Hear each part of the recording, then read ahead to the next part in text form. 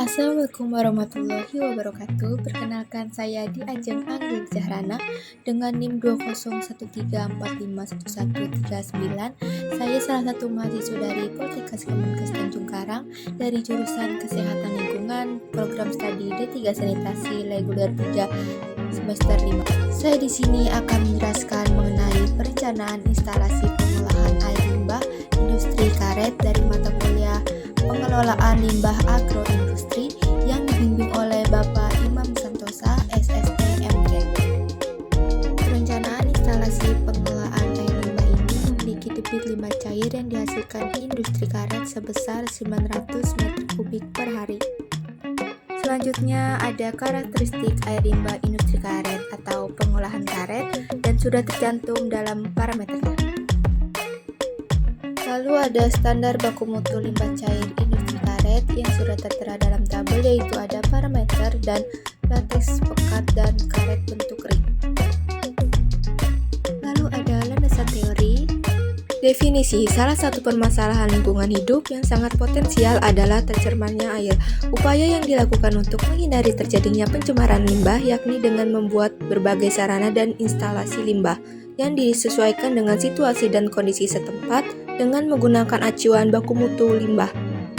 Sumber air limbah pabrik karet berasal dari stasiun pembekuan. Dari stasiun pembekuan menghasilkan limbah cair berupa air hasil pencucian dan sisa-sisa lateks. Kandungan lateks yang terbuang berada di rubber trap, lalu dikutip tiap 2-3 hari selalu dan tiap-tiap selokan diberi saringan agar tidak adanya penyumbatan. Limbah padat juga biasanya berasal dari kutipan sekam karet dan sampah sekitar. Sekam karet yang masih mengandung lateks berada di rubber trap lalu dijual dengan sistem lelang. Sumber air limbah pengolahan karet berasal dari kegiatan yang pertama, yaitu pencucian tangki-tangki penerimaan lateks, lalu penggumpalan lateks pada bak pengumpul yang berupa serum, sisa asam, dan air pencucian atau air pengenceran. Dan yang terakhir yaitu pencucian alat-alat pengolahan. Komposisi air limbah pengolahan karet mengandung bahan organik yang berasal dari serum dan partikel karet yang belum terkoagulasi. Dalam serum terdapat protein, gula, lemak, garam organik, dan mikroorganisme. Penentuan volume air limbah produksi dari pabrik karet menghasilkan kurang lebih 10.000 kg atau 10 ton per hari.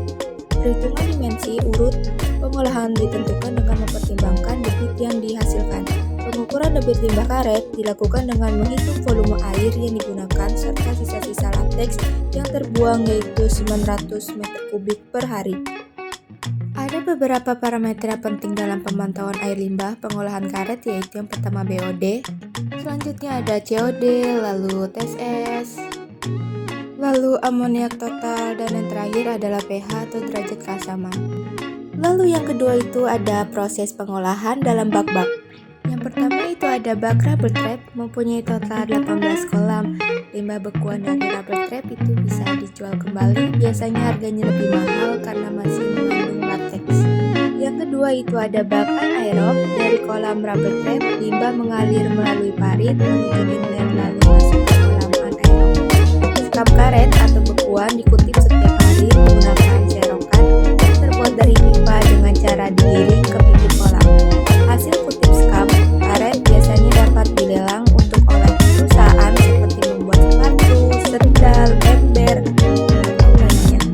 Yang ketiga ada bak fakultatif. Dari kolam anaerob dialirkan menggunakan pipa Pararonite menuju kolam fakultatif 1. Fakultatif sendiri terdiri dari 2 kolam dengan tinggi kedalaman 5 m atau 5 meter.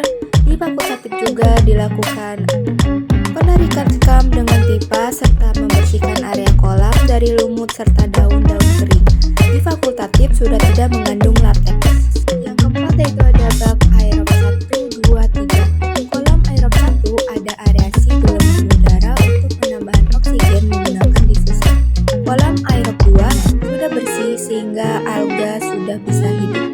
Kolam aerob 3 sudah ada ikan yang hidup. Di kolam aerob 2 dan kolam aerob 3 sudah ada pompa air mancur yang berfungsi sebagai pemecah busa-busa. Yang kelima ada recycling. Di kolam ini sudah ada makhluk hidup yang juga seperti ikan. Air di kolam ini dipompa dengan pompa air mancur menggunakan mesin lalu digabung dengan air dari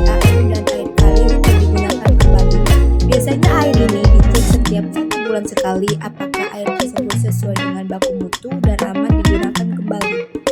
Lalu selanjutnya ada penentuan bak-bak industri karet yang terkait dalam perencanaan IPAL itu.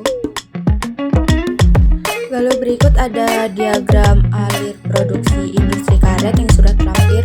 Berikut adalah denah dari IPAL industri karet.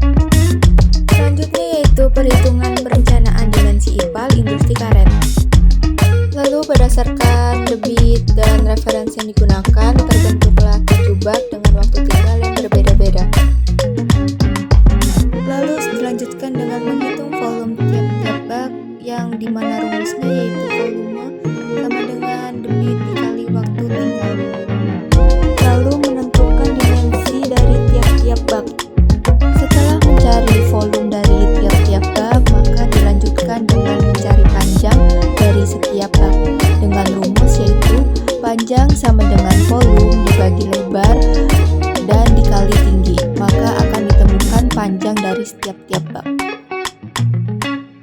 Lalu berikut adalah tabel rekap hasil perhitungan dimensi bak. Lalu yang terakhir adalah dilampirkannya yaitu hasil desain perencanaan IPAL industri karet sebagai berikut.